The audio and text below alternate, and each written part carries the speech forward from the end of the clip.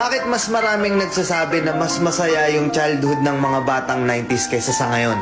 Bakit mas maraming nagsasabi na yung mga batang 90s mas swerte sila kasi mas masaya yung mga naging childhood experiences nila? Simple lang. Mga batang 90s, pakinggan nyo to. Lapit ka konti. Nung panahon natin hindi pa uso cellphone. Hindi pa uso yung puro Mobile Legends, naglalaro ka sa cellphone, manonood ka sa cellphone. Lahat ng laro natin nung bata tayo puro physical. Naalala mo pa ba yung lalabas ka sa hapon para lang makipaglaro sa mga kaibigan mo? Yung tipong nababadtrip ka na kasi nabuburot ka na sa laro. Pero tuloy ka pa rin kasi masaya ka makipaglaro sa kanila.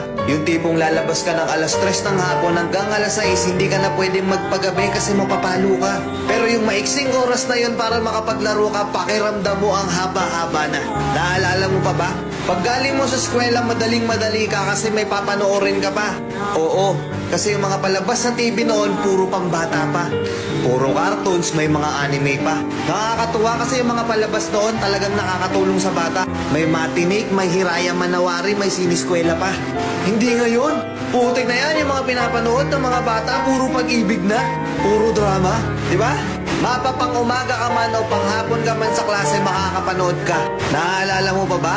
Yung nagtutulog-tulugan ka sa hapon sa mama mo para lang makaiwas ka sa palo niya. O teka, naririnig mo ba yun? Oo, paulan na. Gigising ka ng madaling araw, nag-aabang ka ng balita. Bentong umuulan na, sana walang pasok. Yung tipong kahit hindi pa nag-a-announce sa balita, pag lumakas yung ulan ng ganyan, anak, huwag ka nang pumasok. Manood ka na lang sa TV ha. Makikipagtampisaw ka sa ulan kasama ibang mga bata. Nakakamiss yung mga panahong wala ka pang pinoproblema.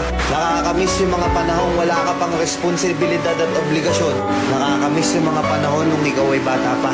Pero napapansin ko, bakit hindi ko na nakikita yung mga ganong klaseng bata? Sa tuwing lumalabas ako, napapansin ko napakatahimik na ng iskinita. Hapon na, oras na ng paglalaro nila. Pero bakit ganon wala ng mga bata? Nasa na sila?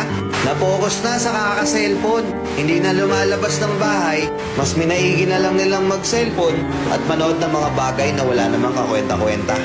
Iba na talaga panahon ngayon, no? Kasi ngayon yung mga bata hindi na nila ini-enjoy yung pagkabata nila.